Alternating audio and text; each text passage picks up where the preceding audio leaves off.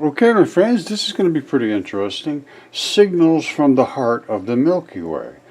Say you're an alien civilization with advanced technology. Remember, advanced technology, looking to communicate with other civilizations throughout the Milky Way galaxy. Well, what if you're looking to hide and you have advanced technology? Let's think of it in both ways. They may want to communicate. Why would you want to communicate? All that does is invite disaster. Literally everyone that communicated with some outside invaders basically ended up in trouble. Now, where would you be setting up your beacon to broadcast out your signal so you could be found out where you are? No, you would hide your beacon in some form of an energetic field. Well, we just never looked for those energetic fields until now. And I think they may be hiding in plain sight.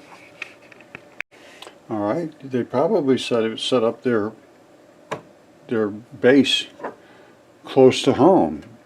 Now these creatures apparently were giants, and they were aliens, and they were from space, and there were all kinds of things, gods.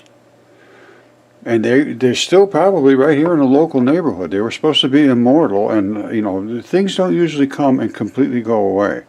You know, somehow they would have ancestors, or they would be immortal and still be around. But somewhere they're around, and I think I'm going to be able to show you a possibility of where they are, right here in a local neighborhood. This, I'm pretty sure, is completely unknown to the physicists and so forth. These are magnetic fields, and they are because everything is a dipole in space if it spins. When it spins, it becomes a dipole, just like the Earth has a north and a south pole. All spinning bodies in space create fields around them just like this. The faster it spins and the bigger the body, the bigger the fields, and they go push to shove, push to shove, push to shove, and they're all right. They can only push and return so far, and eventually they peter out, and that's the end of the magnetic field of whatever is back here that's creating it. And it is not the moon. The moon has no magnetic field. You see these lines? They go right across. The moon's not creating any field. The moon, though, is concussing against the atmosphere going this way, it appears to be, which makes this light here, instead of just being like nothing, it turns it blue, which means it's crushing its wavelength, basically. It's just the opposite of the redshift. Now, what are these things? What the hell is that? What is this? What is this? These appear to be right on top of the moon. They're between us and the moon. I don't know how you're going to... There's no other way you can determine it. Now, let's... Oops, I turned off the camera by accident. All right, let's home in on this a little closer and see what the heck is going on. And I have no idea, but that is just... I can't account for the magnetic fields here either. I do sort of have an idea what's going on there. Sort of. Here you got black and white spots surrounding a white spot, and then you got this stuff here. And that is either on the moon or somewhere between us and the moon. There's no other way to think of it. All right, and then there's this bluish looking stuff down here. I am totally at a loss, to be perfectly honest with you, unless there is something up there that's creating these magnetic signatures that are, this is not normal. That is not a normal magnetic signature as far as I'm concerned. These interweaving fields are, there's no question about that. One field pushes against another. That's okay. I'm all right with that. This here, yikes. See down here, I'm okay with all these. One field pushes against another field. It's just the way they are. They push to shove, push to shove, push to shove. And the same thing as the particles spinning through space, their magnetic fields crush the magnetic fields in space. So they pulsate like this. That's the nature of a spinning particle dipole. Exactly like a motor. A motor does the same thing. They create these magnetic fields the exact same way. Now remember, light coming through this stuff is boom, boom, boom, boom, boom. It's slowing the light down. The stars and so forth, they say they're 100 million light years away, all that kind of nonsense. No. The light coming from them is slowing down. They're saying the light coming from them is being pulled away from us, and it's traveling at, I think it's 186,000 miles a second or something like that. But it's 180-something thousand miles a second, let's say. And it never slows down. No, that's just insanity. Space is completely saturated, not only with these fields, but with particles and light particles and dust. All kinds of debris is out there. So let's look at some of the debris, because I have some right here on my bench here that actually came through space and are biological. That's that's a body part that is in space. It's Comet 67P. I followed that from the moment they touched down on there with the Philae lander, even long before that, because they orbited a lot.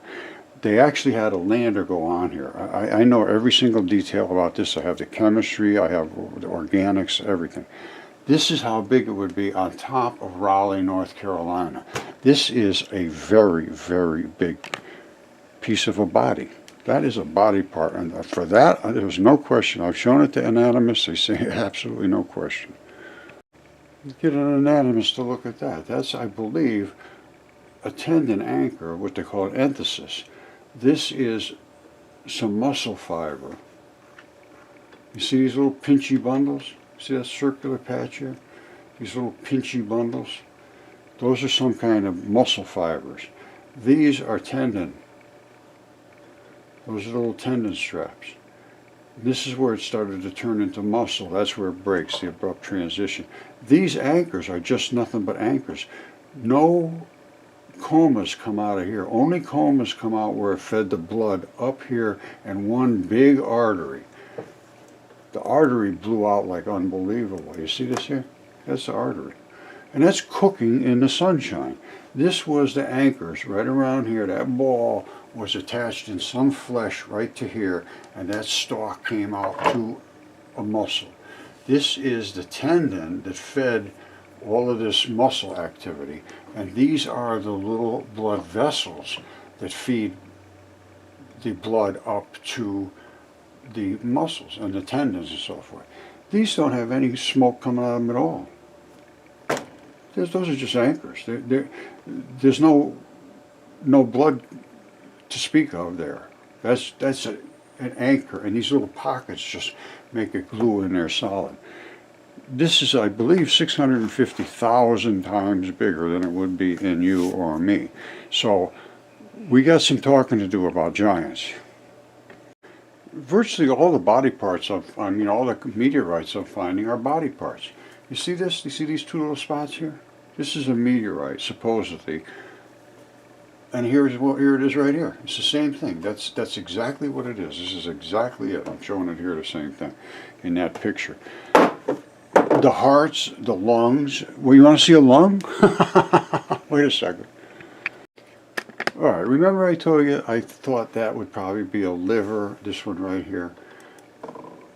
And part of that is because it's so dense. There's no cavities in here.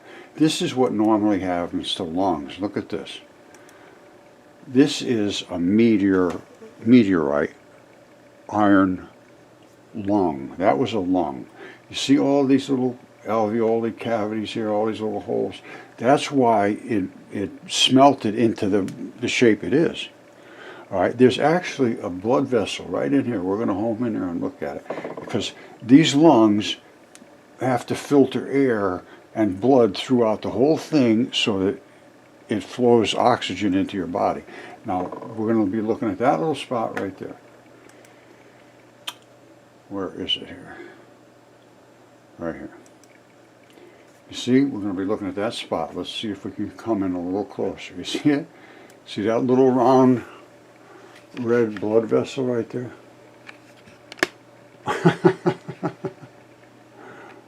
This could be looked at. I mean, it's sitting right there somewhere. It's at some university or something. They stole it from the Indians. It's a Willamette meteorite.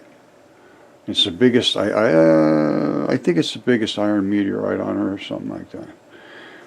But it's pretty big, and it's definitely metal. Now, when they say iron, it isn't 100% iron.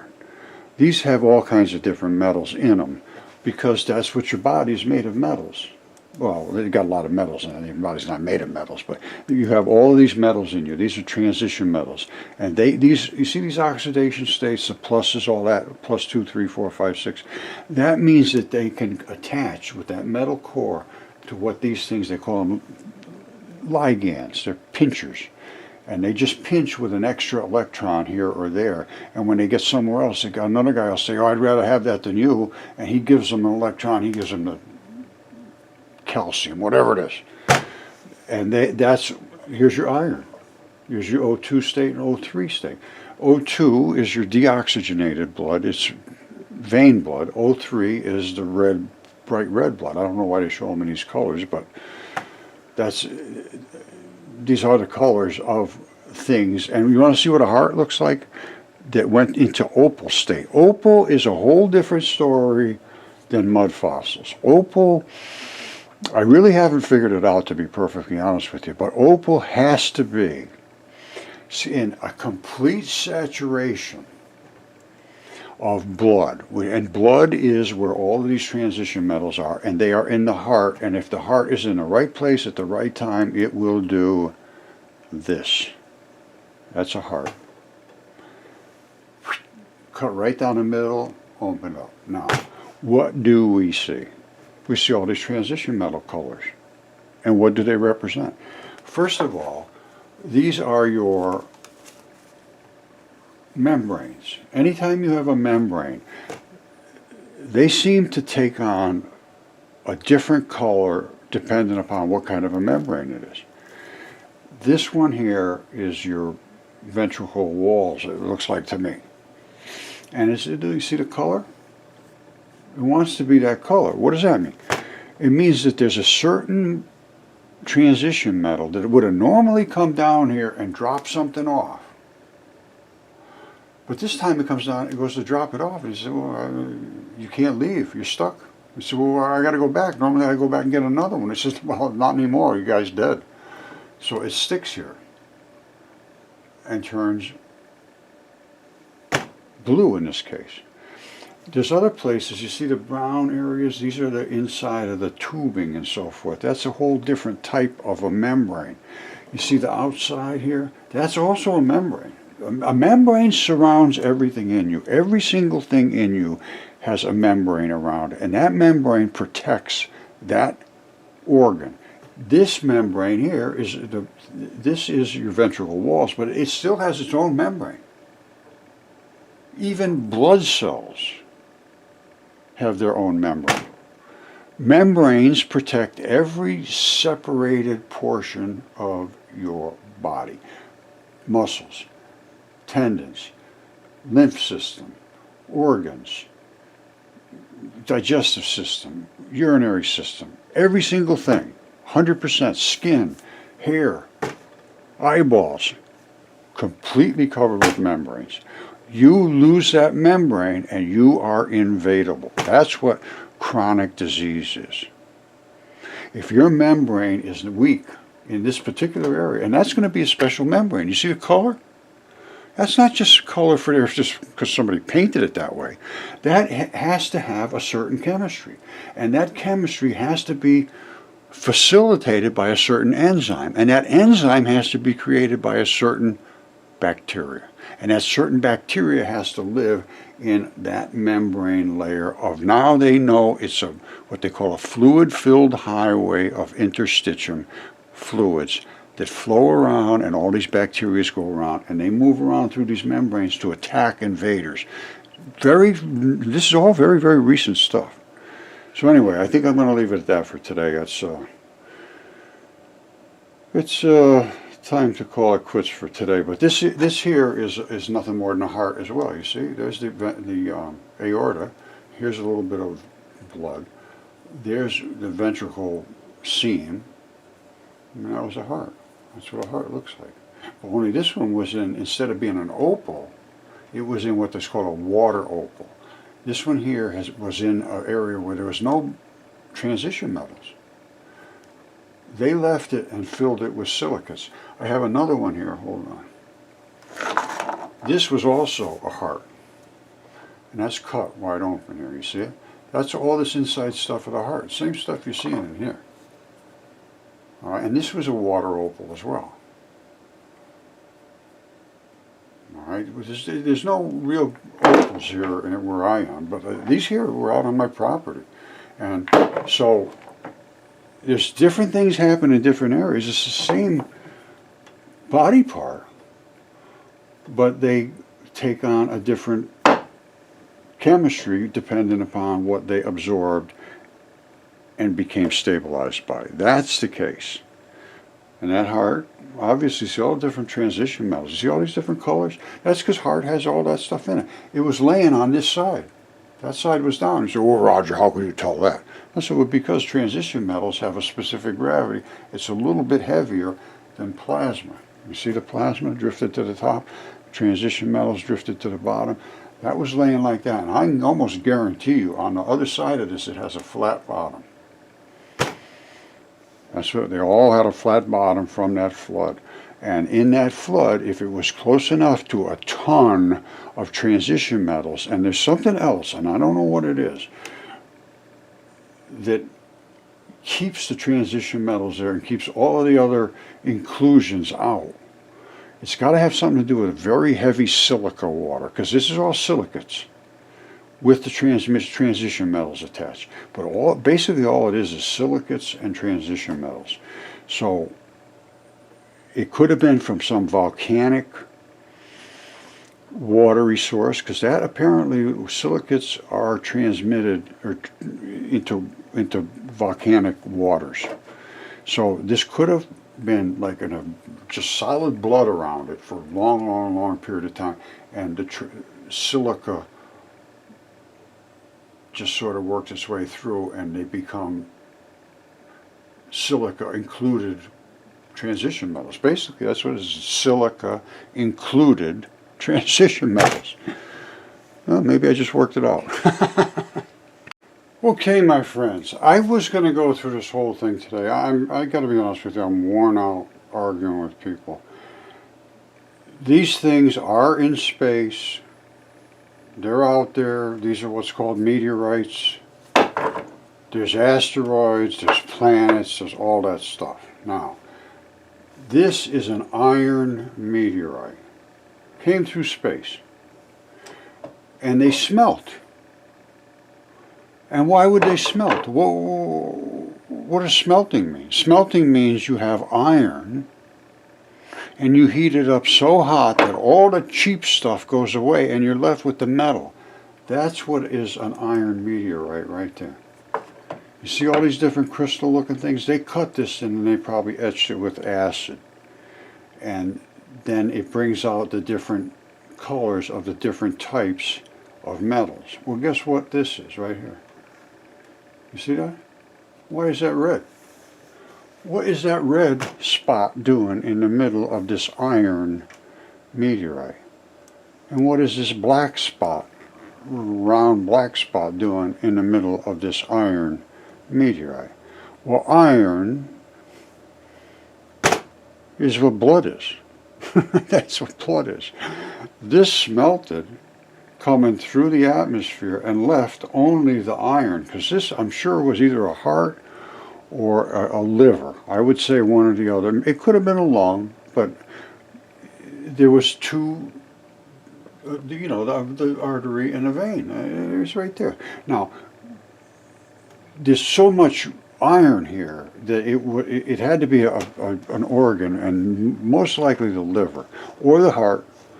But the heart, I would expect to see a little more plumbing. Anyway, that's what this is. Now, I have meteorites here, and this is one. This is what they call a stony meteorite. All right, it came through space and cooked off. You see all the blanched looking places here? You see all that? You see this spot with all this red looking stuff, and it's just blown right off the side? Why would that happen? I can tell you why. This was a fingertip. and it was wet when it was coming through space, and it cooked everything off, all the fleshy stuff, and left the structural part. This is a terrestrial fingertip, is identical. This is where the blood blew out from this side. This is where the blood just ran out from this side. These are identical, same fingertips. They have the same little latch on the end. That's the artery side. This one here is the vein side. Vein here, vein here. They have a vein here, vein here. Veins don't blow out because they're the O2 version of the iron, so it hardens up. The red just runs out and turns into wet clay, actually. It mixes with other fleshy stuff and turns into clay.